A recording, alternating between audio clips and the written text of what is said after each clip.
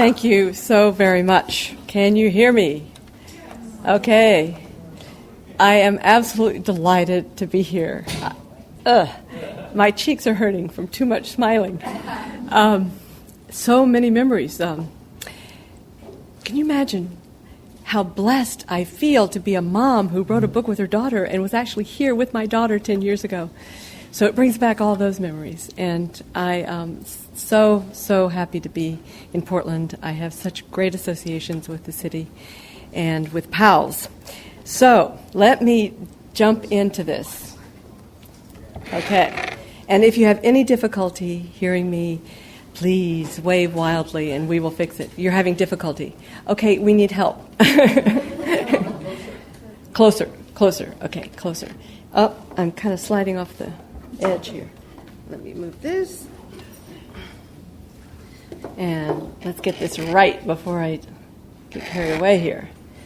Okay, that's a lot better. I can even hear myself. Okay, so if I drift, I have a tendency to drift away from the mic. So you have to keep on top of me.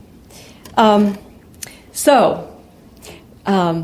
me just begin by taking you to the moment in which this book was born. I didn't know it at the time, but maybe you've had this experience. I walked out of a conference in Washington, D.C. a few years ago where I just listened to 50 speakers over several days, many of them my superheroes. And I learned so much about the environmental crisis, species decimation, energy crisis, but I walked out feeling like I was made out of lead. I walked out feeling paralyzed, and I said, oh my God, this is not working. This is really bad if I feel this way. So I went home in a daze, and I said, okay, take a deep breath, and I'm going to start reading some of the people I listen to, and I'm going to see maybe is there another way to look at these crises. There's another way to think. There's something that can get us out of that leaden, terrified, paralyzed feeling that is still based in fact, not in dreamland. And so gradually I started realizing, because I've been so captivated, another way to say why I'm here tonight, actually it was 40 years ago this month, is the anniversary of Diet for a Small Planet. 40 years ago. I was this kid sitting in the 27 years old when it came out. I was sitting in the UC Berkeley Library when I said, oh my God, the experts are wrong. There's enough food to feed us all. And that was kind of the beginning of my adult life, that I said, wait a minute. So I've been very attuned over these 40 years to the power of frame, because the experts were telling us we'd hit the limits of a finite earth to feed us. And there I was with my dad's slide rule, figuring out, literally kind of putting two and two together and realizing that no, we're actually creating the very scarcity that we say we're trying to escape. So in some sense, this book began way back there at the Berkeley Ag Library. But it also was that moment for me that, as Molly used the term pivotal, but that was my pivoting moment after that conference. There's got to be a better way. This is not working. And so I started trying to really examine what is the frame through which my buddies, myself in the environmental movement, that we're looking at the crisis. And the more I examined them, the more I began to doubt some of the utility, the usefulness, the empowering in so much of what I and others had been saying. And so I came up with gradually what I called 7 thought traps that frame this book. What are the ways in which we define the problem that are actually holding us back? And then I structure the book around 7 thought leaps that can be more accurate reflection of reality and where we can go. So this book then suggests, it is my attempt to answer the question, another way of coming at it. It's an attempt to answer the question that I've been asking now for decades, which is, why are we together creating a world that none of us as individuals would ever choose? Because that on the surface seems totally mysterious. Because you wouldn't go out on the street of Portland or any city, even the most non-progressive city in the world, and find people who would say, yes, yes, yes, it's a great idea that we're heating the planet. Yes, yes, yes, it's a terrific idea that children are dying of hunger. I want more of that. Right? So how do we understand that we're creating this world that we as individuals would never choose? And so ultimately, I began to feel that unwittingly, thank you so much. I'm being held to the mic here. Please keep doing that. That unwittingly, many of the messages of even some of the most enlightened and among us were contributing to a mental map that was keeping us creating this world that none of us would choose individually. So that's another way to talk about this book. So on the question of the frame, I've been very, very influenced by the work of Erich Fromm and many others who have pointed out that what is unique about our species, this is the question, why are we creating a world that none of us as individuals would choose?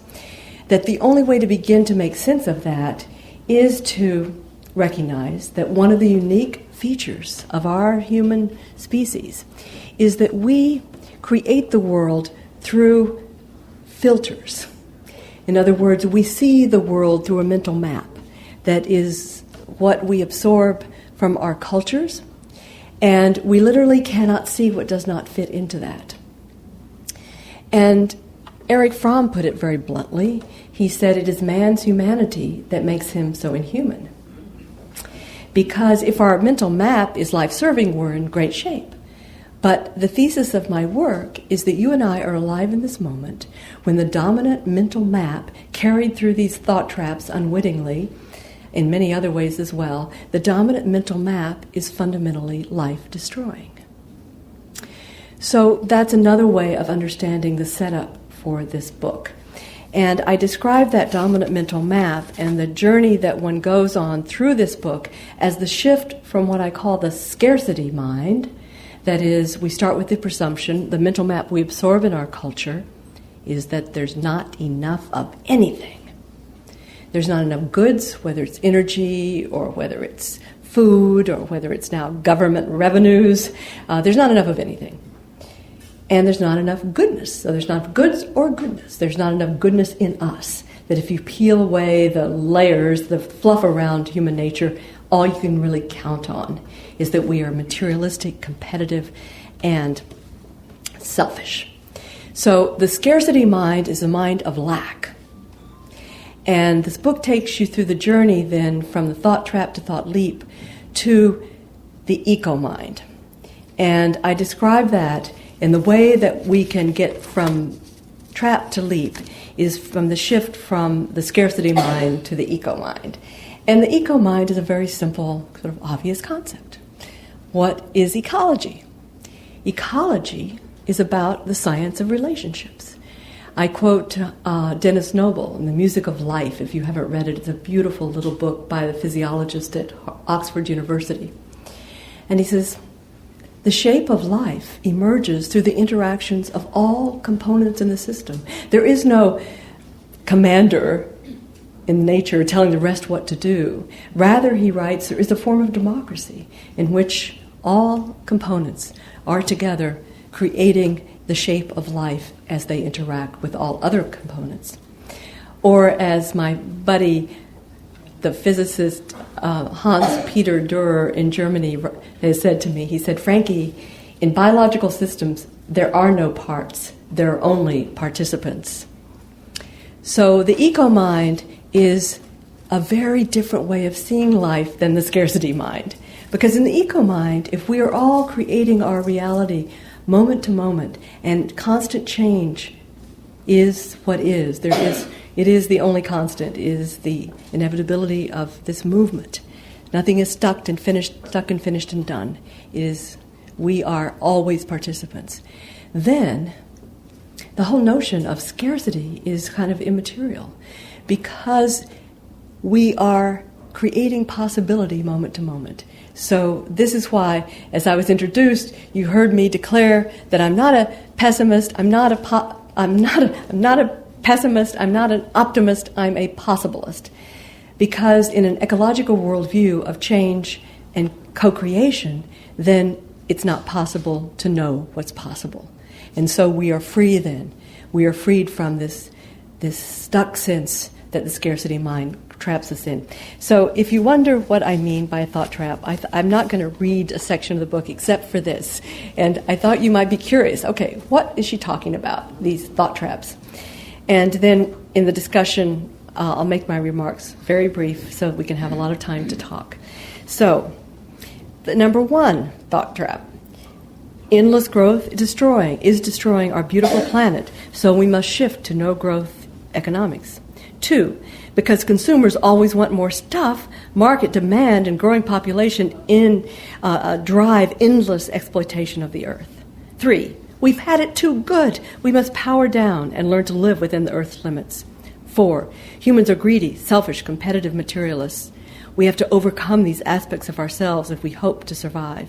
5, because humans, especially Americans, hate rules and love freedom, we have to find the best ways to coerce people to do the right thing to save our planet.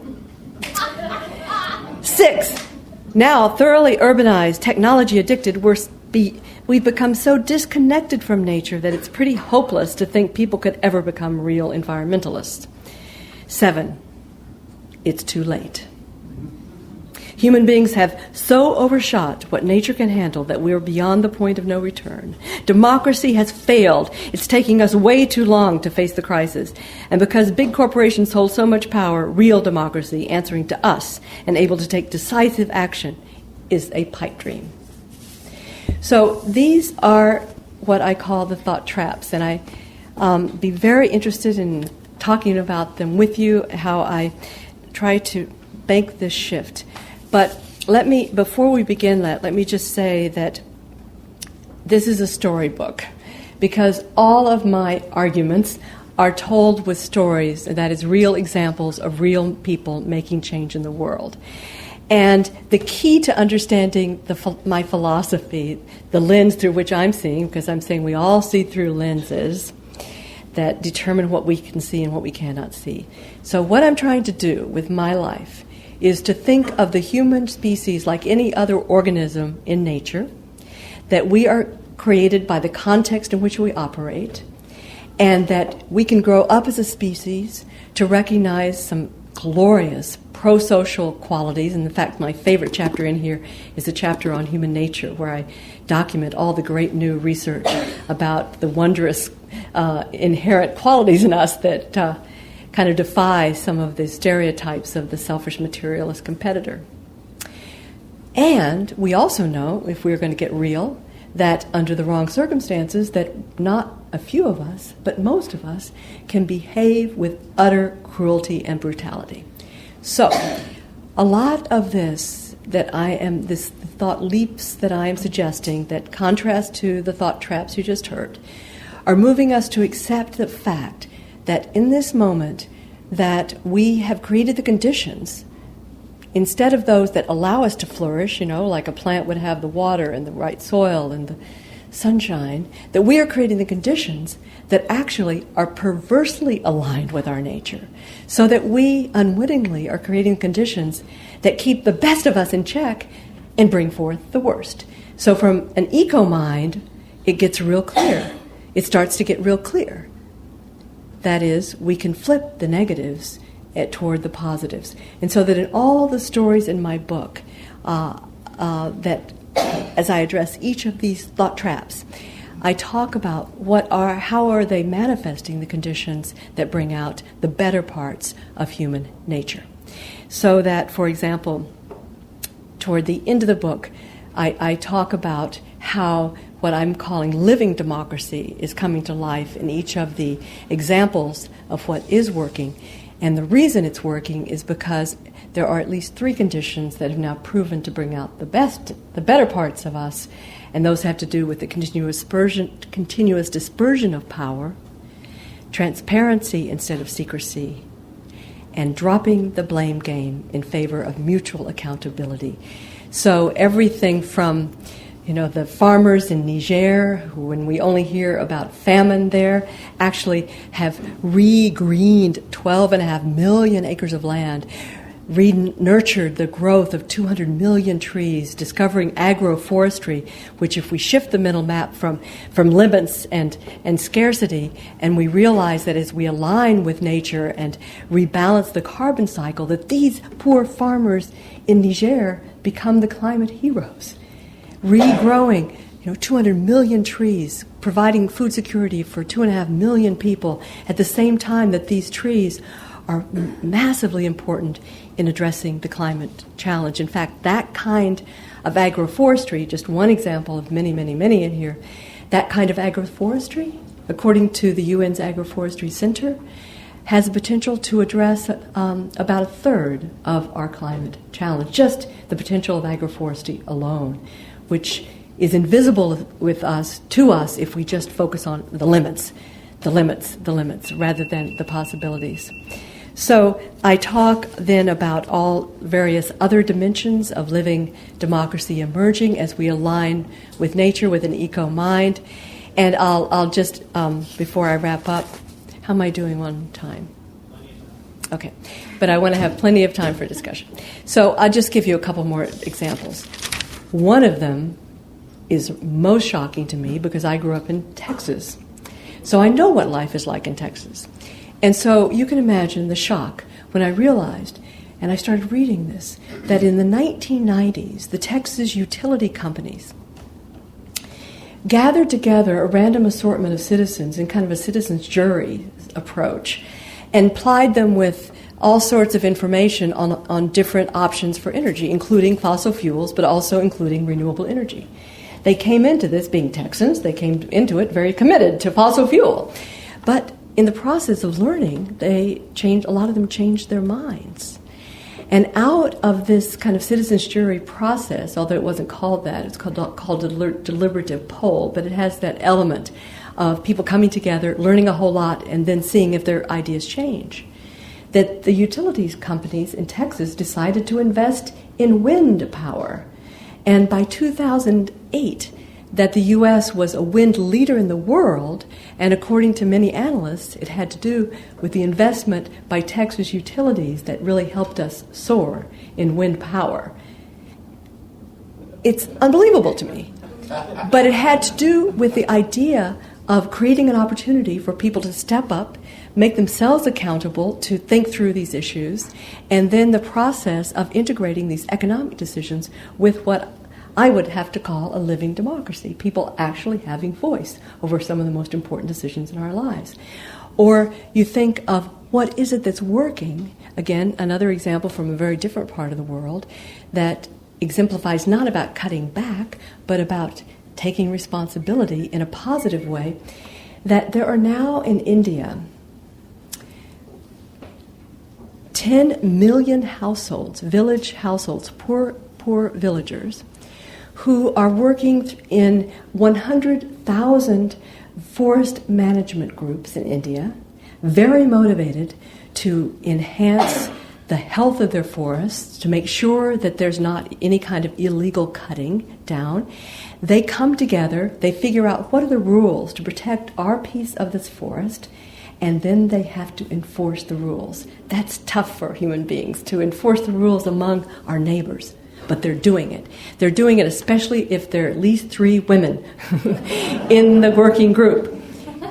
As a result of this is massive. Have any of you heard of this? I had never heard of this. This is massive. And it is one of the reasons the experts tell us that India is one of the few countries in the world where forest cover is actually increasing, and the health of the forest is increasing.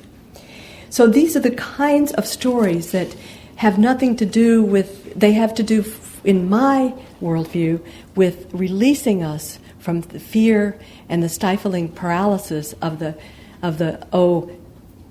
cut back, scarcity, limits, and in one word, I guess the shift has to do with from the frame of limits to the frame of alignment. Alignment with what we know about human nature and what we know about the nature of wider nature. And then we can take a deep breath and figure out what that alignment looks like. And just because on K-Boot today the interviewer really liked my metaphor about music, I figure I might as well throw that in too. And so in this alignment, metaphor rather than the limits frame, I imagine myself a pianist. And a pianist does not sit there with all anxious because there are only 88 keys, but looks for the harmony and the possibility in the magic of all of that is available. And there are many ways to create discordant sound, horrible sound, that doesn't work, but by aligning the ear, the fingers, and all the self to harmony, beauty is created. And so that was one of the metaphors I used to try to explain the difference from limits to alignment. And then at the end of the book, I get very personal.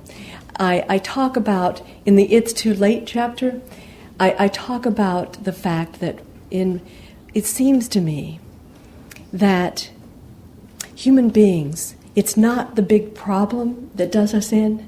If you look at the grand or not so grand sweep of human history, it's not the huge challenges that have ruined us or made us sort of drop in fear. Rather, I'm convinced it is feeling futile. It is feeling useless. That it's what really is the cause now, I would say, I can't prove it, for the pandemic of depression in the world today. It is the leading cause of disability. Worldwide, there are now 50% more suicides than homicides. And I think it is because the dominant worldview makes us feel powerless. So, in a way, another way of looking at EcoMind, it is all about power, rethinking power, not as something we should be afraid of or think of that as a nasty thing in the world, but it's what we need to be fully human. Because what is power? All it means in its Latin root is to be able, posse, to be able. And we are by nature, we are not couch potatoes and whiners and blamers. We are problem solvers. And so what is it that's holding us back from that magnificent, exhilarating feeling of going shoulder to shoulder with our neighbors and tackling the most difficult challenges that humanity ever has faced? That's what I want to know. And so basically what I argue in this book is that what's holding us back is we have a false view of ourselves and a false view of our predicament, in part because of the metaphors that we are trapped in and the messages about our inadequacy that are just plain false because they're not aligned with our actual nature. So I end with basically saying that human beings are good enough, but we do need more backbone and more energy and less depression. And all of us can work together to be not just hypercritical of each other's words, but be mindful of what are the metaphors that we are using. Are they having the impact that we want them to have? Are they unleashing the natural desire to be a problem solver, to be part of a community solution? And I feel that Portland, I feel that this whole part of the world, I was just in Washington and visiting, I'll tell you a zinger I just got that was amazing. I was in, and you probably beat all these anyway in Portland because you're so far ahead. But I was in Bellingham, Washington, 85,000 people. And do you know that in Bellingham, they went from 0.6% green electricity to 12% in 9 months. I mean, that's lightning speed. So I'm saying that, I don't know how I got there, but anyway, I'm saying that we can all become, EcoMind is really becoming more mindful. Is the frame that we're using, is it empowering us? Is it releasing energy, or is it making people feel paralyzed and desperate? And so I finally got the nerve to test out some of these ideas on a conference, environmental conference, and I was sweating like crazy because I felt like I was challenging some of the organizers' frames. But I got through the speech, and I got a lot of really interesting feedback, and that led to this book, which then I put on our website. And so this is the crowdsourced book. I ended up getting 80 single-spaced pages equivalent of comments that I then tried to respond to in the final version here that you have in EcoMind. So I hope that I've given you a taste of the book. I hope you have many questions. I will talk more if you want to about the actual thought leaps and as they contrast to the thought traps, or any direction that you would like to take the discussion. And I am just thrilled that you are here. Thank you. You've been listening to author and food and democracy activist Frances Moore Lappé talking about her latest book, EcoMind, Changing the Way We Think to Create the World We Want. In a moment, we'll return to the question and answer session from the presentation. Frances Moore Lappé is author of over 18 books, most notably the multi-million copy bestseller Diet for a Small Planet. She is co-founder of several organizations that address the roots of world hunger, poverty, environmental degradation, and the global deficit of democracy. To find out more about Frances Moore Lappé and her work, please visit the Small Planet Institute website at smallplanetinstitute.org. And now we return to the question and answer session from the presentation. Frances Moore Lappé spoke at Powell City of Books in Portland, Oregon on September 14th, 2011. So have I provoked you? Have I stimulated something? Do you have questions? Do you have challenges? All my work is iterative. It's all a hypothesis. Yes, please. The first member of the audience with a question asked the speaker to address the fact that so much of our thinking is human-centered or human being-centered, as opposed to considering all life on our planet. As an example, we have California seals at the mouth of the Columbia River that are eating the salmon, and this is considered a problem, but it's only a problem because they're eating salmon that we want to eat. They've adapted to their environment. Why can't we accept that and also adapt to our changing environment? Well, I know there are many profound thinkers on that topic. I'm not sure I have anything brilliant to contribute, except that I immediately go, given that I have my mental map that I'm carrying around now, and so immediately I go to fear and the sense of that the dominant map telling us that somehow we're lacking big time, and that we are in a competitive struggle over inadequate resources, makes us feel competitive toward everything, toward one another, and certainly toward other species. So rather than taking a deep breath and celebrating that we inhabit this beautiful earth with so many different organisms, as I quote E.O. Wilson in the introduction, saying, we are not only living in a habitat, we are a habitat, as he points out, the billions of microorganisms that inhabit us. So I think that sense of, this is the EcoMind shift from the sense that we are disconnected from one another, disconnected from nature, and we are all separate and in a static environment where there's only so much to go around. So probably that does contribute to our lack of interest in really allowing other species to flourish, and certainly to seeing our own thriving being dependent on the thriving of all the other aspects of the ecosystems in which we live. So I think it is related to this basic fear of scarcity that I fear is contributed to as we talk about metaphors like hitting the limits of a finite Earth. That particular one, which I hear so much, which keeps us in that fear. Yes, please. The next member of the audience wanted to comment on the question of scarcity, and specifically the question of energy scarcity.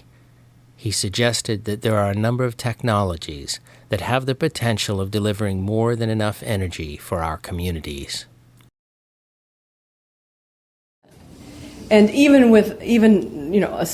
of the things that I point out early in the book, when we use the term limits, we've hit the limits of a finite Earth, and just wait a minute, the sun supplies us 15,000 times the daily dose of energy of what we're currently using in fossil fuels.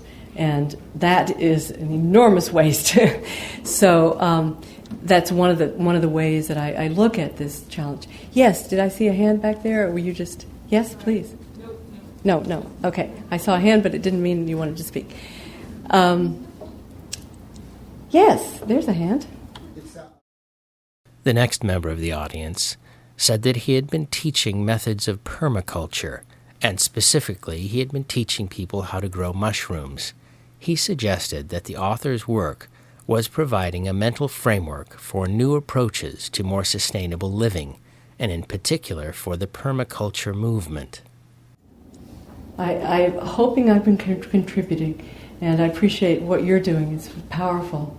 And your mushroom, one of the stories I tell early in the book, in my mushroom story, I mean, I've come to think of mushrooms as if there is magic, it's mushrooms, but they're amazing. But I ended up in this mountain city in Colombia, of all places, and in a real poor barrio there, women had discovered that by taking, the massive coffee waste in Colombia and growing mushrooms with it, they could produce this really nutritious food that really hadn't been part of their diets, but they were really seeing how delicious and how it could be incorporated into that diet.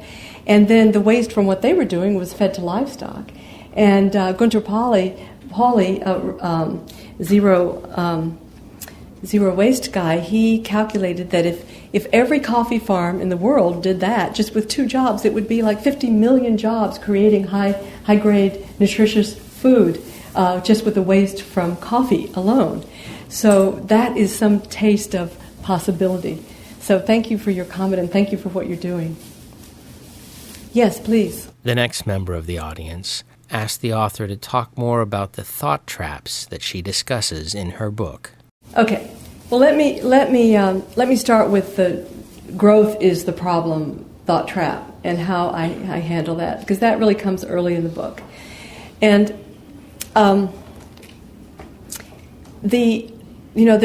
it's difficult because I really so love the people who are behind that meme. They're doing great work, and so this is not anything about a criticism of any individual. It's the frame. So the problem with the growth is our problem frame. Number one is that it blesses what we've been doing with a positive term. I want my plants to grow. I want my love to grow. I want my granddaughters to grow. Grow is a really positive word. So if we say that what we've been doing is growth, we've already confused ourselves. Because think about it this way. How can we say we have a growth economy from anywhere from 55 to 87? I've seen these very credible scientists argue. Some at low as 55, as high as 87% of all the energy in the U.S. is wasted. Is that growth or is that waste? You think about food in this country. Over 40% of it that is harvested, ready, healthy, could be food. Over 40% of it is wasted. And that doesn't even count this waste, that once it's processed, fed to our kids, you know what percentage of those calories are now called empty calories? 40% of American children's diet is empty calories. Is that growth? That's waste. So I think we should be calling our current economy waste and destruction economy. And that felt good. So here you can see why I kind of got very nervous in the beginning with this message, because, yes. So okay. But then I agree with those who, and this is one of the things that changed from my first draft to EcoMind, because I had a lot of friends, especially Europeans, who say, Frankie, you cannot say that we should continue to use the word growth for what we want, because that's equally confusing. So I basically say, let's drop the term growth, no growth altogether. That's had its day, it's not working, and let's begin constantly to use other words. We want vital economies. We want flourishing economies. We want life-serving economies. We want fun economies, right? So let's just drop that language because it is so completely misleading. And also, the other thing I do in that first thought leap is to say one of the other problems with the growth is the growth is the enemy, the growth is what's killing us. It doesn't make us curious. I use the word curious a lot in this book because an eco-mind makes me really curious. If the eco-mind is all about connections, I want to know, what is that? How does that connect to that, to connect to that, to connect to that? And if we just say, oh, it's growth, well, we can lower our it doesn't spark our eco-mind connectedness. And so I really think it doesn't allow us to see. Why? I say we've got to become 2-year-olds again with the eco-mind, asking why. Why is what we call growth so destructive?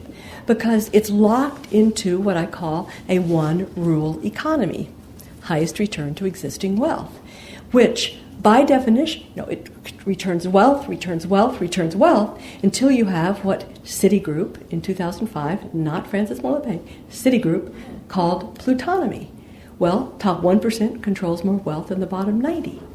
And then that top 1% infuses its power into our public decision-making so that then, of course, the cost of all of this so-called growth is hidden. And just as I was finishing this book, a brilliant study came out from Harvard Medical School talk about hidden costs, that just coal alone is third of $1 trillion a year in costs, if you include all the medical and public health, environment, and everything. And so that's another reason we can't call this a growth economy when we're creating that kind of destruction and waste. So the eco-mind then shifts to, okay, it's the leap is to say, what I was just saying, really, way I identify the leap is to say, let's let go of the distorting terminology around growth, and let's embrace real terminology and framing of what is it that actually incorporates the real cost of everything we're doing and moves us toward vitality, health, as I say, joy, exuberance in the way our economies work, and just drop the whole no growth. So that is one example of how I move. But one of the most, can I jump to another one though? Okay, another one is that is this, in the middle is, between these two is the consumerism chapter, which I really like too. But we've hit the limits of a finite earth, thought trap. These all obviously relate to one another. But we've hit the limits of a finite planet. You've already heard part of my responses, the music metaphor that we're talking about alignment.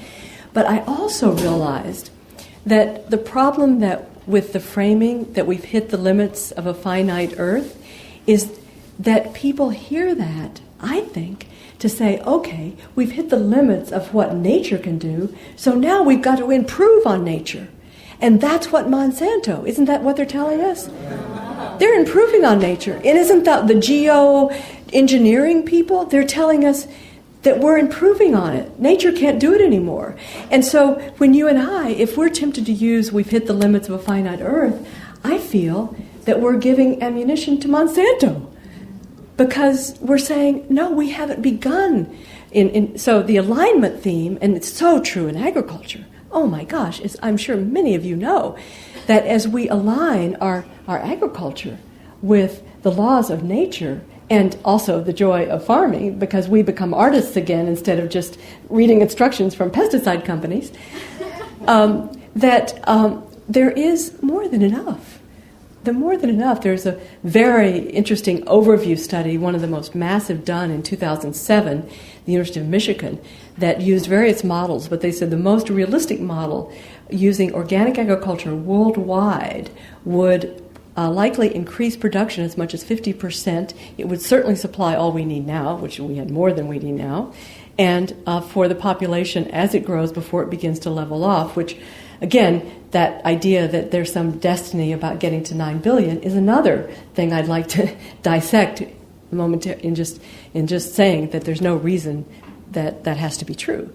That 9 billion, you hear people saying, oh, we're going to 9 billion, oh, we can't feed 9 billion. Why? We're going to 9 billion? Because people are disempowered from choosing the size of their family. 95% of population growth is now in the global south. And much of that is particularly because women don't have say over their fertility. They don't have contraceptions. There's nothing inevitable about 9 billion. It's choices that we're making about inequality in the world and about basic human rights, of which being able to control one's fertility is one. So I just wanted to add that in. But the point is that we've hit the limits of a finite Earth, feeds the idea that somehow now hunger is caused by a lack of food. And I've been fighting that for 40 years. And do you know that we now have about 30% more food per person, even with all the population growth in 40 years? We have 30% more food per person than we did when I was sitting in that ag library in the late 60s. And yet we have more hunger than ever before. So the hit the limits doesn't begin to make us curious about what are the relationships that create hunger, no matter how much is produced. And that's why the Monsantos of the world can't offer solutions, because they keep the relationships of power intact. And so my new thing is when people say, can organic agriculture feed the world? And I say, the real question, can capital-intensive agriculture feed the world? It never has. And so we can say, well, it's had its chance. And we know that organic agriculture, if done in the way that understands the empowerment of the farmer in community, that then the relationships so shift that people actually have access to the food produced. And one of my favorite stories in the book comes early on, and I hope you get so interested that you'll go to some of the sources. Oh, by the way, we are putting we have a lot of citations in this book, and we're putting all of the URLs, all of the endnotes on our website. We're just updating, because you know how it is. A lot of the URLs are something like 10% are already dated. So you can go to our website and you can click right through, and I'm going to be adding additional things that came in just as a little bit too late. But one of the things I highly recommend, if you want inspiration, if you want to see what we're capable of, especially you women, read about what's happening in Andhra Pradesh, India, the pesticide capital of the world. And there, a women-led movement, they call it the non-pesticide movement, this women-led movement, you'll read about the Deccan Development Society, where people got so burnt, devastated by BT cotton, by GMO cotton that failed. And they began to say there must be a better way, and to reclaim not only their traditional multi-cropping systems, but also building on it, sharing seeds, growing it, and now this particular, and also creating their own village-level food security system instead of just relying on the white rice from the centralized system, which was making a lot of them, ill because it was so lacking in nutrition. Anyway, it's an amazing story now in 125 villages, feeding about 50,000 people, and the entire state of Andhra Pradesh, through the Ministry of Agriculture, is beginning to embrace this, and organizations at a village level where people are coming together, and at least, I don't know what it is in Hindi, but the translation of the key person in the village who's responsible for bringing people together, animating them, they call it the village activist. In the English, so there's a lot of encouragement, and which reminds me of a key piece of the end of this book is reminding us that way that I felt when I left that conference, that leaden feeling, that we talk about mutual responsibility and mutual accountability instead of just the blame game, that part of making ourselves accountable is changing our mental map of being responsible for the mind that we are creating by looking for stories of possibility, bringing them into our lives on a weekly, if not daily basis. And that's why I'm so proud to be associated with Solutions Journal, which is located here. Anybody here from Solutions? I'm speaking tomorrow at PSU, and that's where their home is. If you're not a subscriber, Solutions Journal. If you're not a subscriber to Yes Magazine, that's another magazine I'm associated with that I'm so excited about. There is, in the back of EcoMind, or any number of e-newsletters you can bring into your inbox and click on them if you want a sense of possibility, because that's what begins to shift the frame from this it's all over, oh my God, the scarcity scare, to possibility. So I think there are other questions. Yes, please. The next member of the audience observed that the author had addressed the topic of a finite earth and asked whether she would address the topic of a finite government, and specifically how we might better reclaim our own power and create this better world. Thank you, thank you.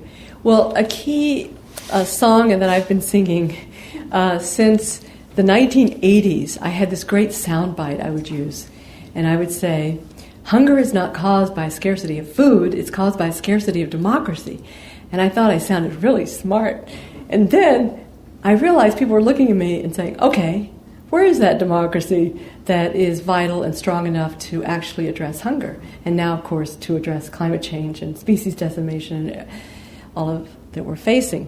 So in the 1980s, I just started going kind of what I thought of as beneath all the issues to what does democracy look like that's really aligned with our nature and therefore workable. And that's where I started calling it living democracy.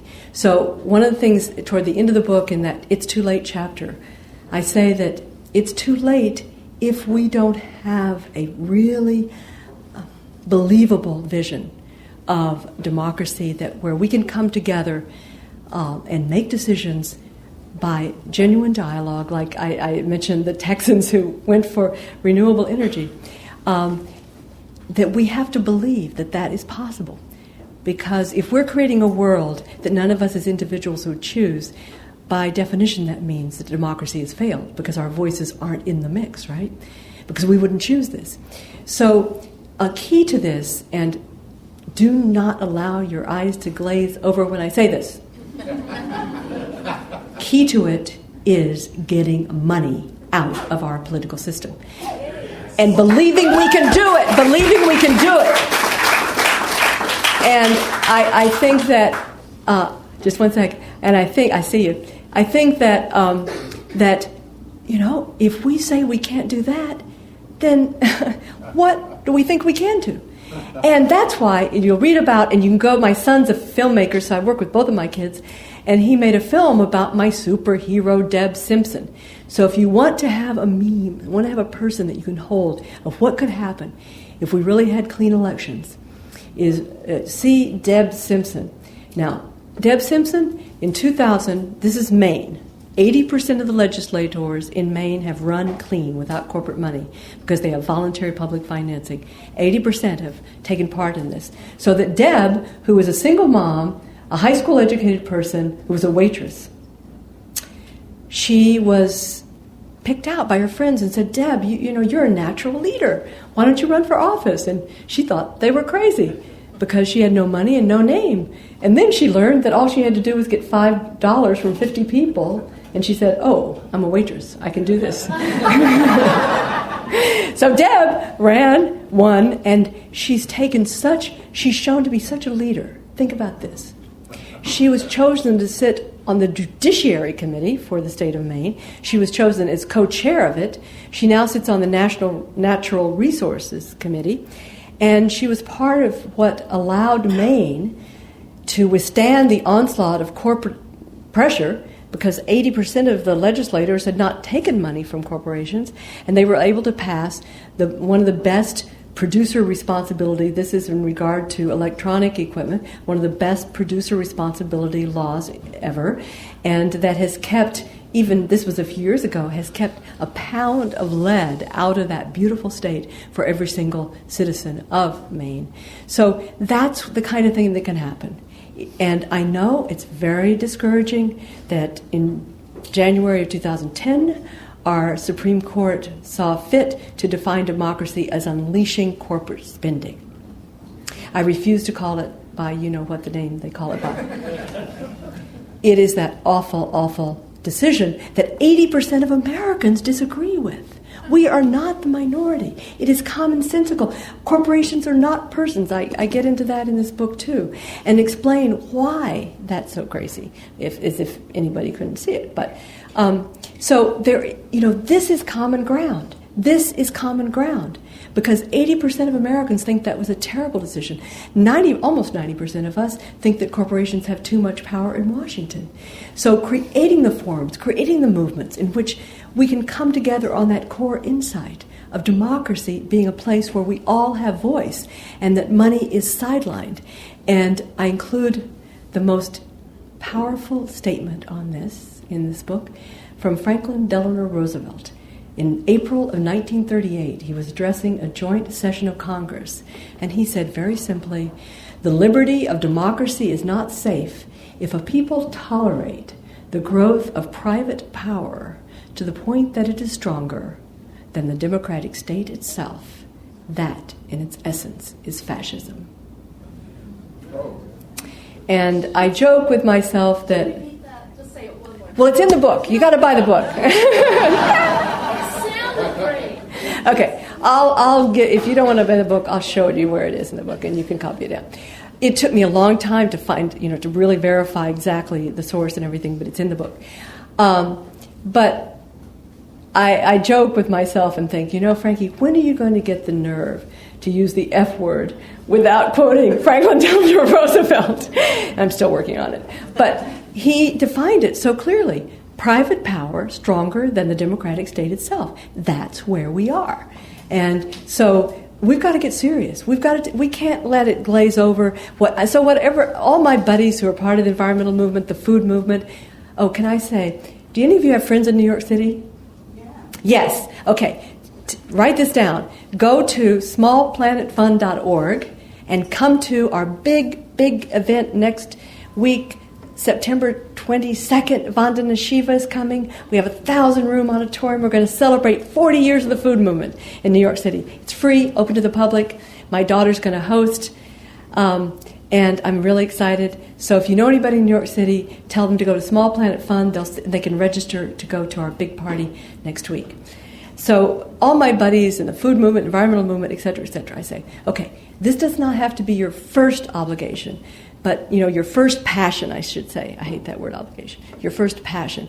But whatever else you're doing, we can all weigh in on this matter of removing money from politics. There is now a bill both in the House and the Senate. In the House, it has about 75 co-sponsors. Fair Elections Now legislation. You can go to that website and you can weigh in. You can tell your friends and neighbors about it. You can contact your legislators about it. This should be something that is bipartisan, as well as the Disclose Act. Do you know that the Disclose Act, which would have forced corporations to identify who they're giving their contributions to in campaigns, lost by one vote? One vote. Where were we? So we can... Whatever else we're doing, I'm not asking you to make that I'd love it if you made it your primary issue, but if you're involved in all sorts of things you love, you could also love this and love talking about it because it gets real. So, yes, you had a question back there.